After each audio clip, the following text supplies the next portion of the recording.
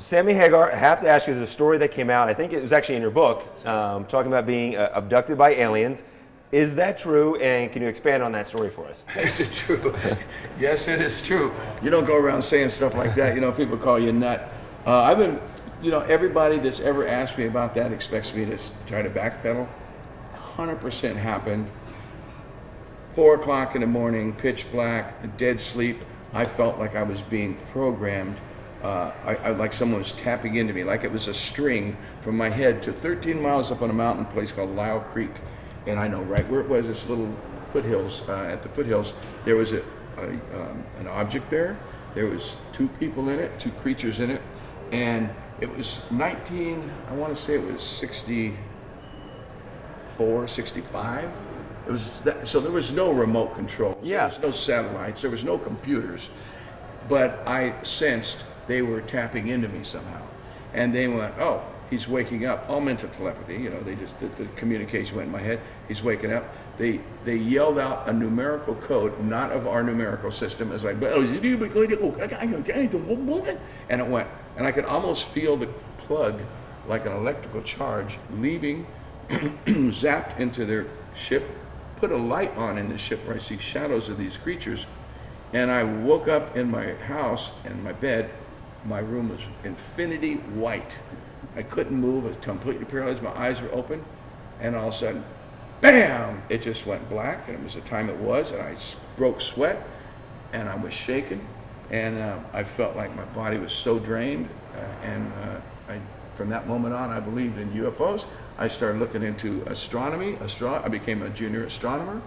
And I started figuring out. Till before that day, I never even looked at the sky and thought of anything except for, boy, there's a lot of stars out tonight. You know, how's looking at the ground? Looking at the ground, looking for money, you know. But yeah, very unique experience. And from that day on, I believe hard in, you know, the universe and UFOs and creatures. The thought of us being the only ones in this giant universe, when you know a little bit about astronomy, you know how big the universe is and what a speck of nothing we are. Yep. That to think that we're the only ones is pretty screwy. Those people are crazier than the guys that believe in UFOs. But I think there's a whole bunch of different ones. It's not just there's not just one. They're all over out there. There's all kinds of dimensions, and I don't think they were programming me. I think they were just interested, like, you know, we do with animals. You know, so they had advanced technology where they were sucking my brain to see what I knew. And by me catching them, enlightened me. I didn't learn anything. They didn't put something in my brain, make me special. I don't believe that at all. I just believe that by having that experience and realizing that it happened, my brain went boop. You know, it's like taking acid. My mind expanded, and I started searching for, you know, the truth and things like that, and I still am. And that was in the early 60s, early mid-60s. Do you ever have any experience after that, or that was the only time? Oh, no, I've had a couple since then, too. Different ones, different people. These little gray creatures that were hanging out in Lake Placid. I had a house out in the wilderness that I had just no electricity and stuff, a log cabin, back in the early 80s, 81, 82. And these little guys are hanging around in that cabin, man, one night. And, you know, even slamming doors and stuff. Not slamming, yeah. They were physical guys. I don't know if they were robots or what, but it was freaky. It scared me to death.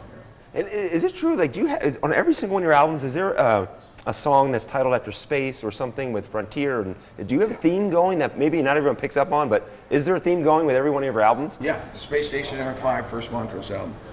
Second Montrose album, 1975, was Space Age Sacrifice. My first solo album, Hot Rocks, which changed into another song, but Silver Lights is about the return of the aliens coming back to check out their planet that they populated somehow, you know, propagated with, you know, planted seeds that they grew. The next album, Red, had Someone Out There. The next album, Turn Up the Music, had Crack in the World on that record. As far as I can remember that, you know, then I stopped doing it every album. Yeah. But every now and then I got one on there. Awesome. Well, thank you, Sammy. Appreciate it. Anybody that doesn't believe is crazy.